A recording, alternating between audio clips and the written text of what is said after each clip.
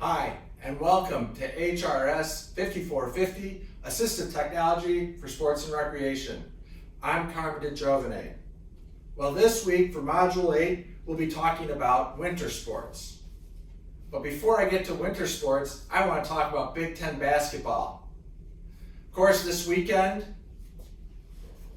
the University of Illinois, my alma mater, will be coming to Columbus, Ohio to play the Ohio State University Buckeyes.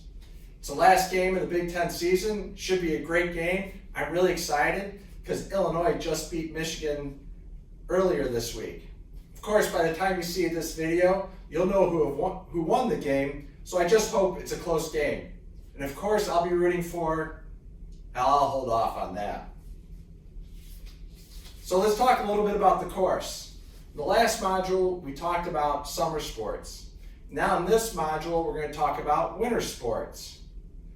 In this module, we've got a scavenger hunt that will focus on winter sports, and I hope you find it interesting. It'll be good to go out and learn more about the different types of activities that individuals with disabilities can participate in the winter time.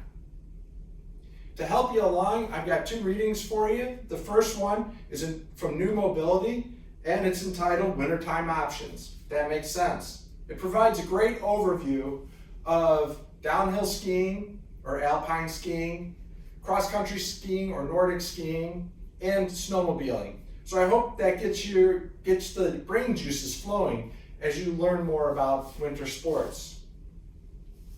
If you're interested in winter sports, I highly recommend checking out the Adaptive Sports Connection here in Central Ohio. Now that assumes that you're living here in Central Ohio.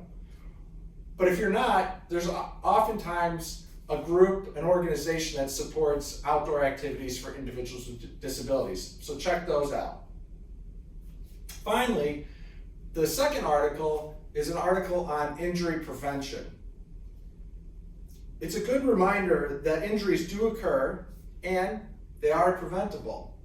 As an ATP, it will be important to check out the different types of technologies that are out there that prevent injuries. In particular, some of the biggest injuries that we see in winter sports, at least, are concussions, which are very preventable with helmets, and pressure injuries, which are preventable with appropriate seating systems. I want to end this week by talking about some current events. The first one is that Nisonger at The Ohio State University just announced their tech fair. It'll be a virtual tech fair in July, so I'll include a link to that in the course, and you can check that out. Also, I'd like to remind you that our next Assistive Technology Grand Rounds is Wednesday, March 10th at 8 o'clock.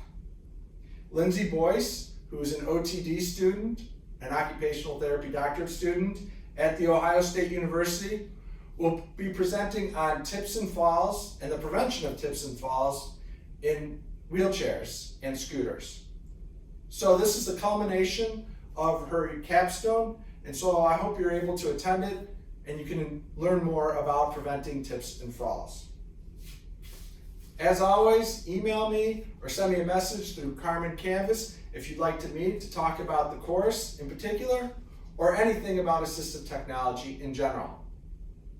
And of course, go Illinois!